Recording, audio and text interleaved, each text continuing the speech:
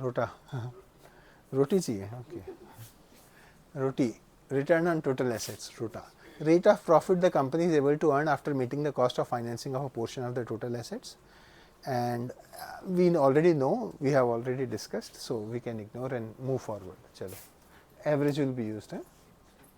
Next. Yeah. Return on equity, net profit divided by average equity. It measures the net income as a percentage of shareholders' investment. It's the amount available to owners for compensating their investment and the risk being carried by them. We have already discussed this part on day 1 or 2. Rahul कहाँ है? We had 2 Rahuls. वो उसमें है. अच्छा, section team. तो इसमें किसने किसको पैसे दिए थे? एक तो भाग गया. अच्छा, ये कम है. अच्छा. अच्छा. हाँ. सुना कि आप बोले हम भाग गए, इसलिए एथिकल इम्प्लीकेशन हो गया. एथिकल इम्प्लीकेशन मैं तब मानता because you are asked me कि सर क्या करूं, राइट? तो आई हैड टोल्ड यू मत जाओ, ठीक है ना? So you had asked me sir मैं क्या करूं. आई टोल्ड हिम कि मत जाओ, एंड आई सेड कि the only reason I am here is because of the IIM name. I will be very honest. बड़ी तकलीफ हो रही है यहाँ पर. You might have, it's a very small town. I वो जो लड़का कल आया था, सर आप यहाँ क्या कर रहे हो?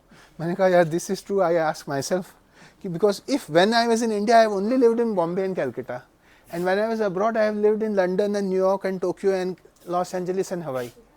तो being in a small town is not easy. You have already realized this over the last 1 month, right? So, and he was asking, sir, why are you here? I said, yeah, it's because there are multiple, some more reasons, of course, what directors had promised. But one of the reasons is it's the IIM name. I'll be honest, yeah. So welcome back. Welcome. What was the name again? Anurag. So I remember I had mentioned in the last class, I was told that you have left. So and whose money you had fled with? अच्छा, Dion के पैसे लेके भाग गया था. अच्छा, has he returned your money? No. ओह, भैया bankrupt, मतलब वो कर दो, केस फाइल कर दो. Now that you know law, file a case. क्या हो गया? हाँ, rights of unpaid seller, right. Unpaid seller when he had given a loan actually. वो तो बोलेगा कि भाई तुम्हारा प्रोडक्ट ही डिफेक्टिव था, मैंने पैसे नहीं दिए. बट लोन में तो there is no such excuse, right? क्या कौन सा कंडीशन ब्रीच हो गया लोन में? कॉन्ट्रैक्ट बोल रहे थे ना, वो तो ये बोल रही थी. ही इज नॉट सेइंग ना, गुड का नहीं था. It was a loan given. It was a loan given. And now you realise the importance of that statement. So if basically runs away, what do? You can't do anything. File करते रहो case, कहाँ ढूंढेंगे इसको? So why are we talking of this? Look at the reason I was reminded was for compensating their investment and the risk being carried by them. You remember the pecking order? When the company will be wound up, when the company is liquidated, outsiders will be paid first. Creditors and debt holders and bond holders and debenture holders will get paid first. Then the preference shareholders who are standing on, they are inside but standing on the door कि भैया पहले हम लेंगे. Are you getting it? The equity shareholders will get paid at the end, and so they are the ones actually taking the risk, and that's what the return on equity is measuring. अगर my return on equity is 7% or 6%, did I earn anything? यार बोले 7%, 7.5%, 8%, तो I would have earned just by putting the money in an FD in bank and slept blissfully, right? Why take all the headache? I could have earned 7.5% by just putting the money in an FD. I could have, FD maybe there is a risk that the bank may go bankrupt. I could have bought government securities, risk-free securities, no risk.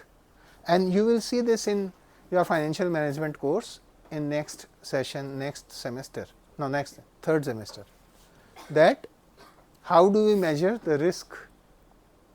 So we add to the risk free element. So you will have risk free rate of interest plus some premium or something for the extra risk that is being taken. You will have the risk free rate of interest plus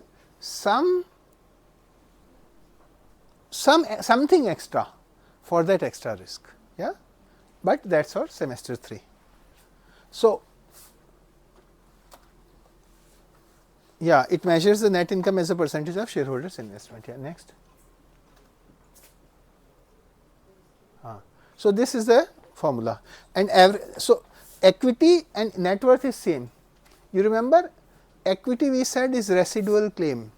What was equity? It was the residual claim. Why did we say residual? Because what did we say on day 1? All the assets of the business, against them they are, who is holding that?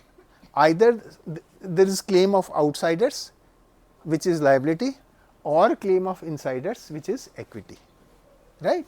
So, and since we have a residual claim, equity holders have a residual claim, because they will be paid first, then we will be paid. Therefore, we are the ones taking risk, and net worth is that only after paying total assets minus liabilities is representing your equity or net worth. So, average net worth will be taken into consideration. Next.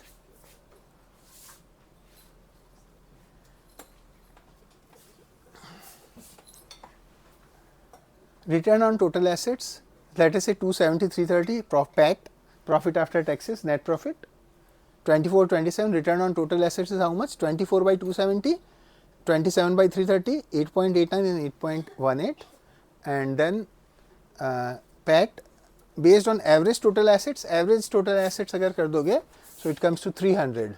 So, then average is 300, right. So, then it becomes 27 by 300, so it is 9%. By average 330 plus 270 divided by 2 is average total assets. Clear? Next.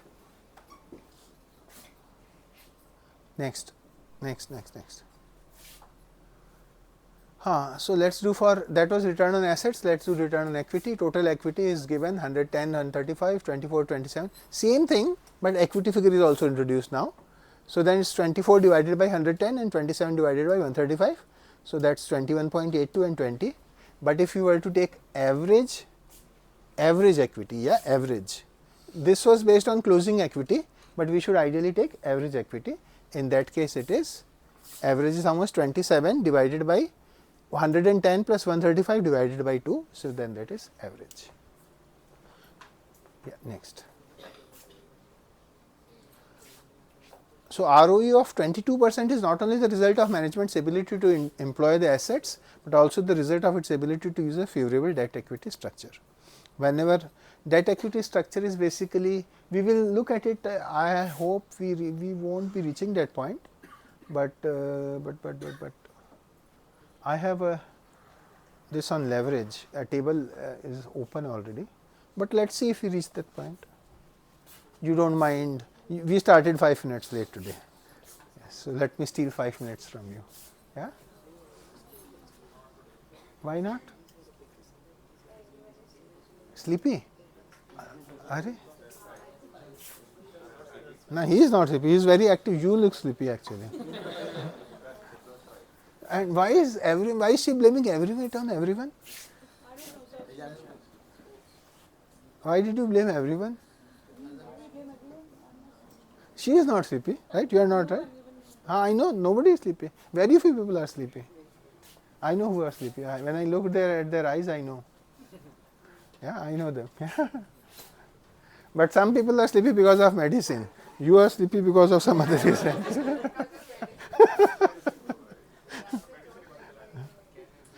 So, whenever management is able to borrow money, so we are actually having a very big table coming up on leverage. So, I am not talking much here. So, the only point is how you finance your business, that is a financing decision. Leverage effectively refers to how much of debt, if you needed 100 rupees to start your business, you could have funded all 100 by yourself, then you have financed 100% by equity. You could have funded 50 rupees by yourself and gone to bank for balance 50 rupees. You could have funded 1 rupee from yourself and gone to bank for balance 99 rupees. So, we can have various models and any number in between 75, 25, 25, 75. Are you getting it? Right. So, I was using, in the first example of the day, I was not having anything.